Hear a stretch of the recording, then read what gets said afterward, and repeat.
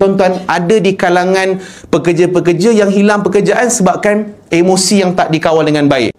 Rupanya orang yang baran, orang yang terurus emosi, dia hanya puas sekejap je. Nampak hero untuk 5 minit awal je, tapi dia akan sengsara untuk seluruh kehidupannya.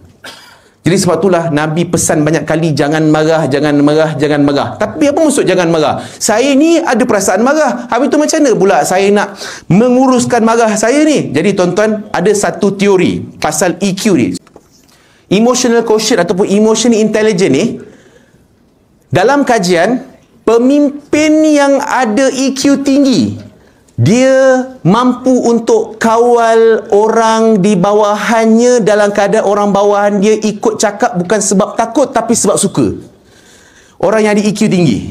Tuan-tuan, Nabi Muhammad SAW dirakamkan dalam satu buku yang ditulis oleh Michael Heshad. Michael Heshad ni ada tulis satu buku dan dia bukan Islam pun. Buku nama dia The 100, The Most Influential People. Orang yang paling berpengaruh dalam sejarah hadapan manusia, tuan-tuan. Nabi Muhammad ni nombor 1.